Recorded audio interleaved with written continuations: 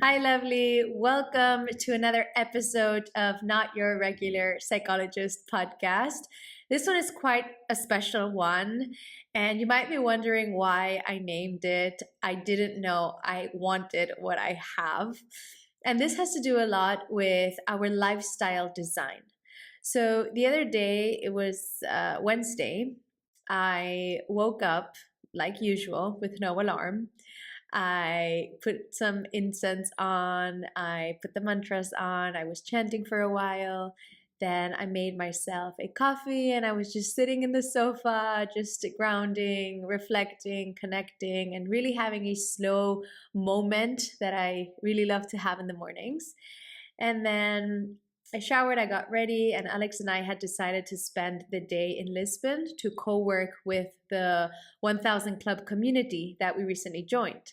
And so, anyways, we went there and there was a lot of traffic, so we didn't make it on time. I think we got there like half an hour or 40 minutes later, but we didn't hesitate. We weren't stressed because we've created a lifestyle that we're a little bit flexible with our working hours and our schedule in general. So we started working a little bit later than expected, but that was okay. We met the people and then we just worked, and I had a few client sessions. Then we went for lunch, and it was just really nice to spend a day in the city in a different environment, working in a different atmosphere, and then having some time to just connect with new people, have conversations, and just have a different and nice Wednesday. And then we came back to the town where we live in, Ericeira, and I went to yoga. And then I spent the rest of the evening just catching up through WhatsApp with my friends and family. I read a book and just chilled with Alex. And, there was this moment in that day that I was sitting at the co working space and I was just staring outside the window. And I felt this immense gratitude. There was this smile across my face, and I was just in awe of this reality that I get to live, this life that I have created for myself. And if you would have asked me 3, 5, 10 years ago if this is the life that I wanted for me, the life that I wanted to create, I wouldn't have known. I didn't know that this is the future that I wanted for me, that these are the elements I need to make me feel happy and nice and content. I didn't have this clear vision of where I was heading to and what I wanted in my life and how my future could look like. And psychologists actually call this the possible selves theory, which is basically that idea that we have within us of this future self of us. And this could be some like an ideal future self or a fear-based self, right? So we all have this idea of who we are going to be in the future, and we kind of daydream about this, right? So for example, this can be a version of you, a version of your future self that is ideal, that you're thriving in a career that you love, that you're surrounded by people that inspire you, that you have a lifestyle that really gives you energy and that makes you feel alive, right? Or you can also have an ideal future self, which is fear-based, which maybe makes you feel stuck in a career that you don't like, but you kind of have to be there, that you're surrounded by people that kind of drain your energy, that you're not really happy with the routines that you have, that you're living a life that's uninspired and not motivated at all, right? There are all these possibilities when you think about your future self or the versions of yourself. And eventually having these visions, having these versions of you make certain decisions and behave in a certain way today. When we are able to reflect like this and have these different perspectives of the self and are able to visualize or just daydream of how this would look like, we are somehow allowing ourselves to explore different possibilities, right? We're creating opportunities for growth, for clarity, to detour, to make different decisions. And so the key here is really to reflect on these future selves of yours, right? Which future version of you excites you and is aligned with you today, with you now, right? What's the parts of you that you envision, that you really, it's a yes for you, this is what, makes you feel good, right? So we can then start making small steps towards this direction. This really is where clarity starts to take shape, right? I had no idea that this lifestyle was even possible, right? I didn't have a clear version of myself of this life that I have now. But I was able to visualize a version of my future self that I did not like, that I wasn't resonating with. And I will share a little bit more about this. But I remember when I finished university, I finished, specializing in clinical psychology. All I thought was possible for me was working in a hospital, in a clinic, having my own private thing, or just doing research. And back then, I was young. I wanted to dance. I wanted to pursue a different, life path. Um, and I didn't see myself in a hospital. I didn't like the structure that I saw when I was practicing there. I didn't fully see myself doing those things. But back then, I thought this is all I had. And I will share a little bit more about my journey, how this started to shift. But it's really important to be able to reflect on this, right? What versions of my future self can I imagine and can I see? And just then go back to your body and see, well, how does this feel? Does this feel like something I like? Is it something that I don't like? So it doesn't really matter if at this point you don't know exactly the ideal future self of yours. But as long as you have an idea of a version of your future self, and you know that there are parts of it that don't ring a bell, that don't resonate with you, that it's already a sign, it's already you knowing that this is not the way you want to go through. So you're opening yourself a space where you can detour and get a redirection. Many of my clients actually are at this point in life. They are confused, they are in doubt, they're not sure if they actually like their careers anymore, if they're happy with the jobs that they have, if they actually are passionate about the work that they're doing. Some of them have long term relationships and are not sure if they are just hanging in the relationship because they've been so many years with the same person. They're not sure if they want to continue nurturing their relationship or if they actually feel seen and loved in the relationship. Some other of my clients also are struggling with their environment. They don't resonate with their group of friends and their surrounding. They don't feel seen, they don't feel heard, they don't feel aligned, they don't feel energized. They're around people that are actually draining their energy. They're around people who are not helping them expand and see perspectives and try new things.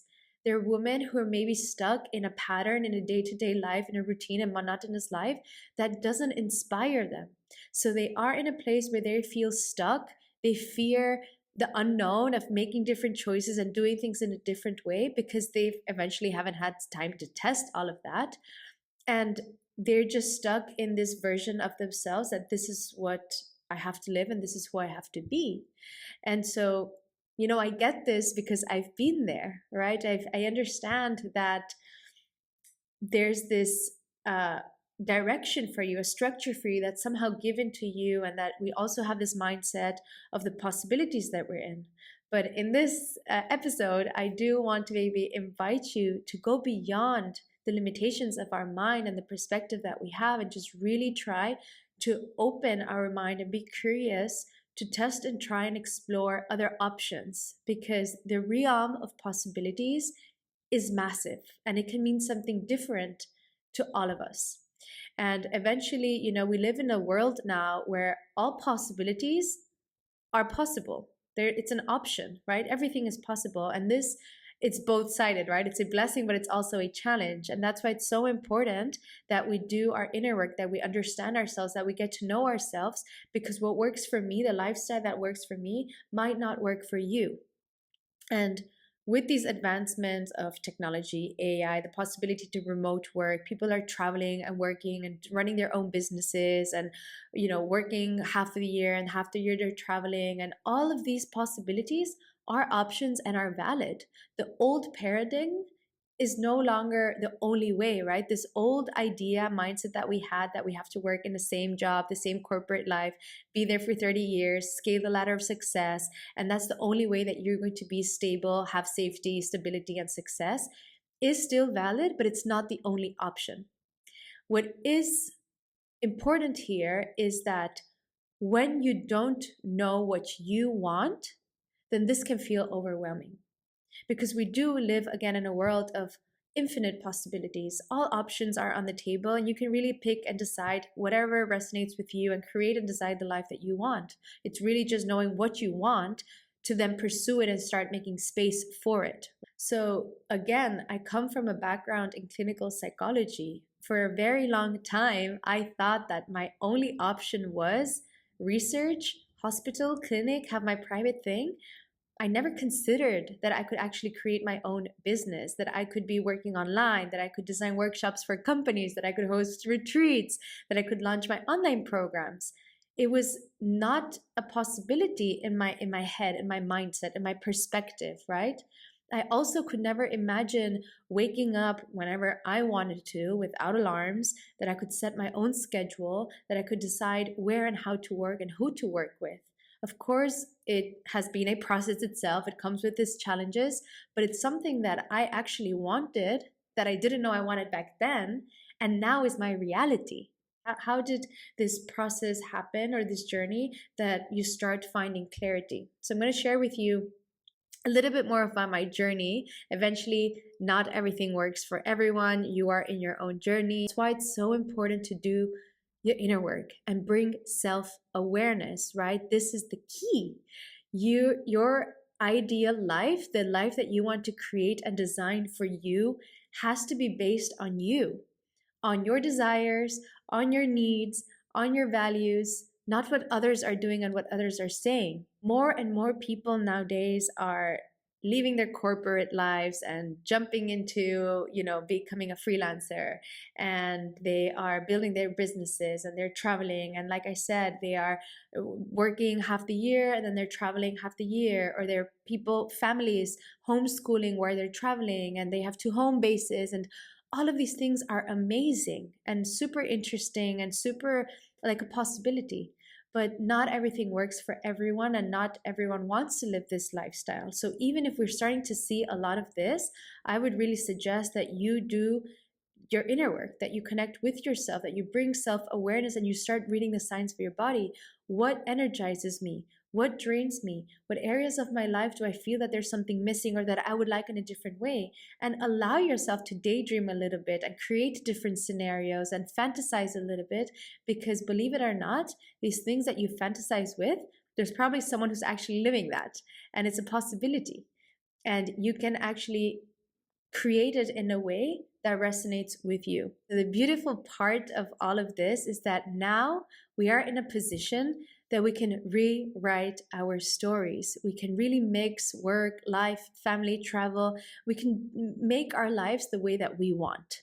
So I'm going to share a little bit more about my journey and how this unfolded for me.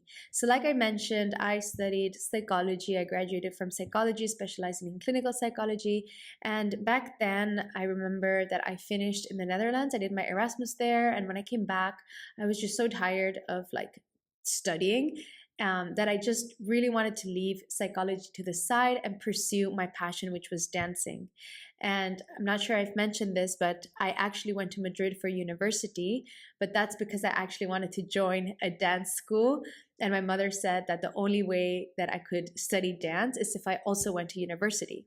And so you can imagine what a commitment this was. All my university years, I spent the mornings in dance school studying dance, and then I would go to university in the evenings. So when I finished psychology, I really just wanted to give it a chance, right? I wanted to try out this artistic life. I wanted to dance and become a professional dancer and work as a dancer, right? I had committed so much, I had sacrificed so much, and all I was interested in back then was to dance. And so after my degree, I spent a few years just having part-time jobs so I could kind of like sustain myself, and auditioning. And one of my last jobs as a professional dancer was in the Canary Islands. And when I went there, when I kind of passed the auditions and I signed the contract and I started to living that life, I really thought that that was the dream life. I was so happy. I really thought like, wow, I made it. I had to fight with my parents because they weren't super happy that I wanted to pursue dancing as a career after studying psychology all those years. it wasn't what they expected of me, and this is not what they really wanted for me. But I, pursued it. I was so persistent. I managed to get there. And it was the first time that I was actually living on my own on an island. I had all this time to just be in the ocean, in nature, in the palm trees, and just train and rehearse and perform every single night, which I thought was the best life ever. So what happened here was that I was enjoying myself. It was amazing. But 8 months in, after, yeah, it was 8 months in, I was doing the exact same show every single night, apart from other gigs that we had. I started noticing that there was something off, that I was going on a stage. I was still in motion, like I was still performing, but there was this spark, this thing, something within me that was gone. And so I still kept going, just figuring out what this was. But I kind of started to feel that this was not actually what I thought it was. I wasn't enjoying it as much. It wasn't the life that I loved. And so this was also a moment in my life where I spent a lot of time on my own, which means that I started to really listen to my inner self, my thoughts. I was hanging out with myself often. And I started to journal because my mind just felt so heavy without knowing the power of journaling. And I started to reflect and question so many things. I started to ask myself, well, what I thought about different concepts, the decisions I was making, what I liked, what I didn't. And I realized that I had no idea who I was. And I also realized that this career that I was pursuing, this dancing artistic career, was just something that I was holding on to and kind of idealized and created out of, I don't know where from, but it's not something that I actually really wanted. And so I had to experience all of this. I had to pursue this only to realize that it's nice, it's lovely. I thought I wanted this, but actually this is not my place. This is not it for me. So imagine the confusion here and how sad I actually felt, right? I thought I finally reached to that dream life, and now it all fell apart. It's actually not what I wanted. It's not the way that I wanted to impact people. It's not the way that I wanted my professional life to look like.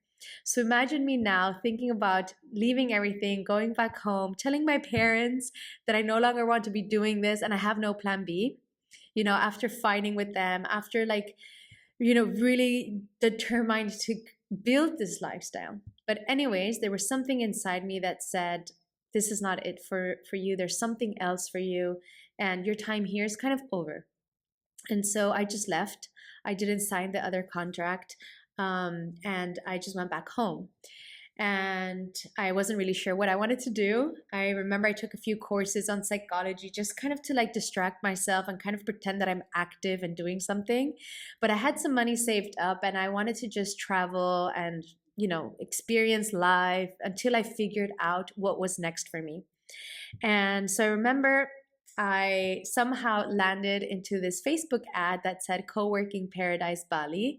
And I had no idea what that was. I thought it was like 1 month that I get to travel and meet people. And I was buying myself some more time. And so I interviewed with these two Dutch guys and I was accepted and I went there. So once I got there, to my surprise, this was a co-working, co-living paradise in Bali.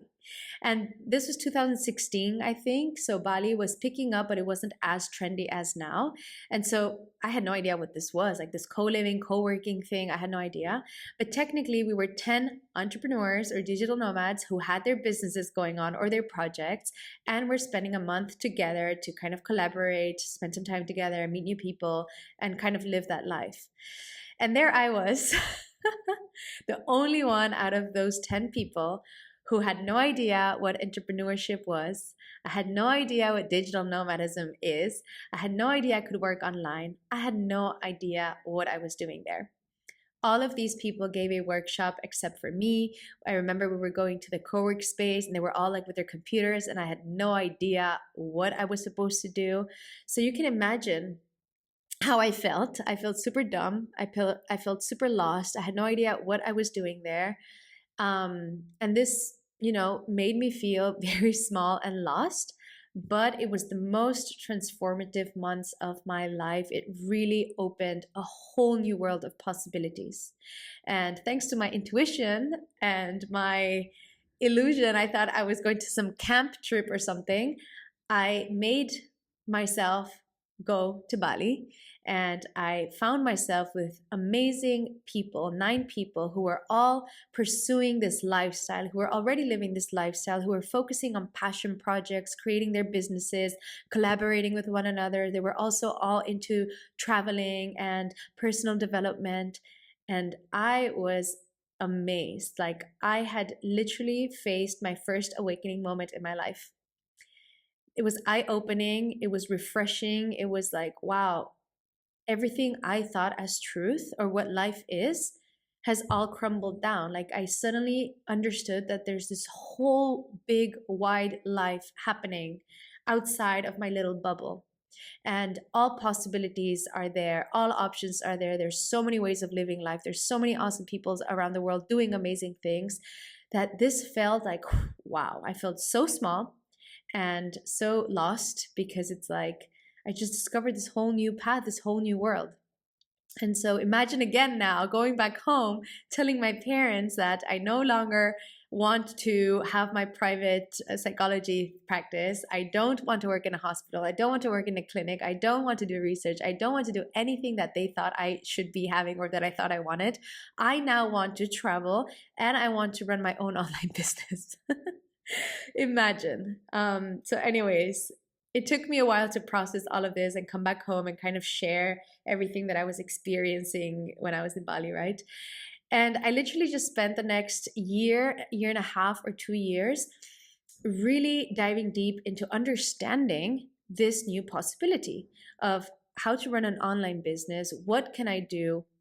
All those people in Bali actually helped me find my vision, my purpose, my talents, what I could be doing, how I can combine my expertise. Someone else showed me how I could create a website and start blogging and start to offer my services. This other girl taught me how to use Canvas and started to use social media. So I was really trying to process and integrate and learn all of these things because I literally had no idea. So I had to learn all this entrepreneurship thing, what it means to be a freelancer, all the logistics of it, figure out how I could make things work. And this took some time because at the same time, I was also going through a very deep internal process. I began my personal development journey, my inner healing process, however you want to call it. And this took a very, very long time as well, right? Where I was working with multiple mentors, coaches, courses, trainings, activities. I started doing all these things because the more I was doing, the more I was getting to rediscover myself. Because all those years, I actually had no idea who this person is, what she was all about, what her values are, what her life perspectives are, what she liked, what she didn't like, what was true for her, what wasn't, what her behaviors are like, what her mindset looks like. There was so much that I had within me. I was so, so, so disconnected from myself. So I really had to do this inner journey and figure things out. Well, that journey went on, and then I came back home, and I think fast forwarding a little bit, we're speaking now lockdown kind of situation. I was in Barcelona. When things started opening up again, I went to Ibiza. That's where I spent a year and a half or 2 years. And Ibiza was a little bit an escape from being in the city and, again, with family and like everything that we were going through. I just needed a way out. And so that's where I could go. That's where I went. And it was amazing because everything was shut. The island is the most magnetic place in the world. It's very intense. It's very transformative. It's magical. It's where the hippies were. So I could really experience raw and authentic Ibiza and whatever it was offering to me. And it was the moment in my life where I was naturally called to really surrender. And it was a moment in my life where I was able to kind of connect with that feminine energy of really slowing down, of connecting with my emotions, my vulnerability, and really integrating and processing all that craziness that I was living those years before, from dancing to Bali, the entrepreneurship, the digital nomadism life, where I was around all this community of, digital nomads who were living the life, and I was picking up their brains and their mindset and their behaviors, and I was just consuming so much and figuring out, well, wow, what is all of this about, right? So when I was in Ibiza, it was a moment where everything was landing and I had to process and integrate everything and make it mine, right? keep what resonates with me and let go of what doesn't. And so it was a beautiful journey where I really was able to surrender, soften, connect with being in the flow, being within my body, being in that feminine essence, really taking things, very grounded and slow, connecting with my creativity, and just in this space, right, of grounding. That's the energy that I was invited to. And it was beautiful because I started attracting more and more things, right? Like I started attracting my ideal clients and more projects, and my business was like growing. And it was just super beautiful to see how things were happening from a different energy, from a different place, because I was shifting and I was evolving. And so from this experience, I learned, or I understood, how I needed to be living my life, right? From Ibiza, I learned that I want to be in a place that's grounded, that's quiet, that there's stillness, that I have space to connect with myself. It's also a moment where I also started getting more and more deeper into my yoga practice. And so I was invited into this. And when everything opened again in Ibiza, uh, it started getting crowded again. The energy was a little bit all over the place, and I thought it was moment to leave. And so I came back home. And then after a while, my partner Alex and we decided to go to Asia. He was also working online. Now we had this freedom to like travel and work. So we decided to go again to Asia for some months and see and explore if, as a couple together, we wanted to be living this digital nomad lifestyle. And so we went some months to Asia. We went to Bali, to Thailand, to Vietnam. Again, living this lifestyle. This area really makes me feel home, Asia, and it really makes me feel expansive. It makes me feel so creative, so abundant, so aligned and connected. And so it was beautiful months that we spent there. But we were also focused on, again, our businesses and really trying to figure out as a couple family, we could be living this lifestyle. And so it actually was during my first Vipassana over there that I realized that actually what I needed now in life was not so much movement, so much traveling, so much here and there, but I actually needed more structure, more routine, more base. And so as we had a conversation, Alex and I, we both said that we were kind of craving for like a home, a place to call home, or a place to have our home base. And so after Asia, we came back to Barcelona. We were engaged already, so we were kind of celebrating all of that. And then a few months later, we decided to go to Portugal. And I don't really know how that happened. I think one of Alex's friend kind of mentioned something about this town in Portugal that kind of ticked the check, the list that we had of the places or the elements that we needed to feel that that resonated with us. And so back then, I had no idea even how to pronounce the town that we were coming to. But we packed all our stuff. We drove here. And now we've been in Ericeira, this small surfers town with an awesome community, very grounded by the ocean.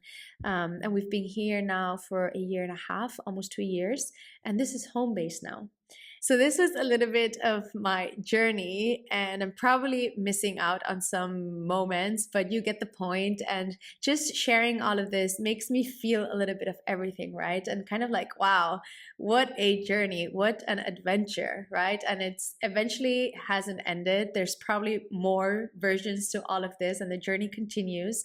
But if I hadn't had made all of these decisions and followed my intuition and, just said yes to the unknown, and had booked the flights here and there and joined different communities, met different people, pushed myself to go to different events and different surroundings and just lose myself, I wouldn't have come to where I am today.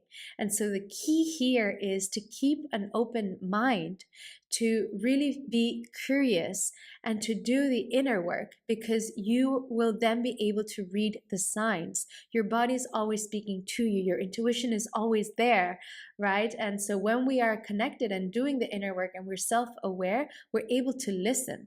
You're able to notice what excites you and what drains your energy. And you're also allowing yourself to rediscover yourself over and over and over again. Because in every part of your journey, you are changing, you are evolving, and that is perfectly fine. In every decision I made, every place I traveled to, every activity I was doing, everything that was going on, there were moments that were leading me to the next thing that felt good. And there were moments that were actually like very draining and not the best decision. But that's where I had to be in life, right? And this has to do a lot with intuition. I had a strong intuition that somehow was guiding me here and there. So I couldn't really explain to my family what was going on, what I was looking for, but I knew that where I was not it. So I was making decisions, I was moving to places, and they all thought that I wasn't stable, that I was lost in life, that I, should really come back home, get a normal, stable job, that I should find stability, and that I kind of have to go back to a structure that they thought would lead me to success, happiness, and fulfillment. But there was something within me, that inner feeling, that inner guidance, that gut feeling, that knew that this was not it for me. And so, intuition doesn't really guarantee that you're making the perfect choice. Following your intuition is just taking you to where you need to be next. So it's kind of like following your intuition means that you are allowing yourself to experience exactly that you need to experience in this moment. Not necessarily that means that it's the right and best decision. It just means that you need to live this in order to go to the next place. And so for me, all of this journey that I've been through was me following my intuition, and whatever I was going to and whatever I was experiencing, all of it made me experience something that brought me a step closer to this clarity of the life that I wanted to live. So what also happened here, which I think it's interesting to mention, is there were moments where I faced this cognitive dissonance, right? And this is the idea that when your actions don't match or don't align your values, there's this inner conflict, right? You start to live life in discomfort. And these were the moments where I realized that it was time to move, that it was time for me to do something different. So as I was doing my inner work and building self-awareness and getting to learn about myself in every decision and place I was in, and every moment that my journey took me in, there were moments that I had this cognitive dissonance, right? Where I was understanding that this no longer resonates with me. I have evolved from this. I have outgrown from this, and I don't need this anymore. So it's kind of like I picked up that experience and then made the next decision and took me to the next place and the next place and the next place, until I found a place that right now is my reality, and that right now, today, in this moment, resonates with me and makes perfect sense to me. And that's why I'm saying that the journey never ends, or the perfect lifestyle is never going to be, because you're always evolving and changing, and your needs change and everything changes, right? So it's really, again, listening to yourself, getting to know yourself, being very curious and open-minded, and meet your needs as you are evolving, and start creating and modifying and adjusting your life based on where you are at. What I would say here as well is that, sometimes it feels that you are lost, right? That you don't know what you're doing, and the decisions you're making, it's not helping you find this clarity immediately. But what I tell my clients is that it's not that they are lost, it's actually just a transition phase. There is a moment in your life that you are realizing with this awareness that there are aspects of your life that no longer resonate with you. And in order for you to find what does resonate with you, you are in a transition phase where you get to test and try and explore and discover until you find this clarity, until you find what's next. We have this mindset or this idea that we have to always know what our next steps are. We need to have this clarity. We have to have this stability. We need to know what we're working in, how we're working, we have to have everything organized. I always invite my clients, and I actually invite all of you listening, to allow yourselves to be in this place of play and explore. And it's this space in time and moment in your life.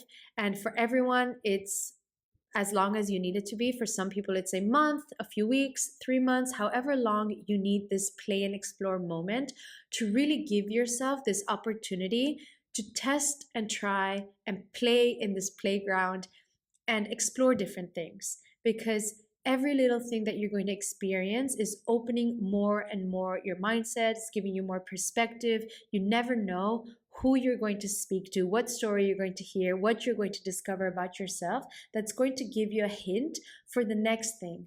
And slowly, as you're in this journey of testing and trying and being permissive and being curious, you're going to start kind of finding all those pieces that make sense to you for the life that you want to live and that future self that you want to create.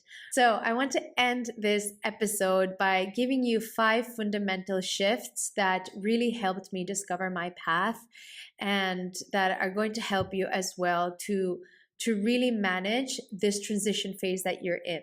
So the first thing is to surround yourself by the right people. Not everyone is going to accept or understand where you're at and what you're doing. So it's important that you find people that inspire you, that see you, who have a growth mindset, and who are a few steps ahead of you. There were many moments that I felt that I didn't have the support of my friends or family because mainly they didn't understand, well, what I was all about, why I didn't want to pursue that career, that lifestyle, that structure, that the thing that they expected of me. They couldn't see things my way because they didn't have my perspective. They didn't have the vision that I had. So there are many moments that you can feel lonely or that people don't follow you, but that doesn't mean that it's not right or that you're doing it wrong, right? It's just you shifting and finding those people, finding that tribe, finding that community that see you, that can inspire you, that can support you, because it's very, very, very important.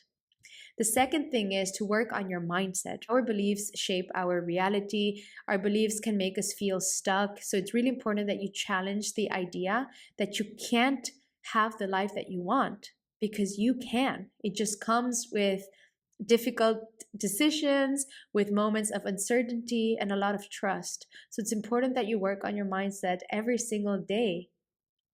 The third thing is have patience. You don't need to figure it all out today.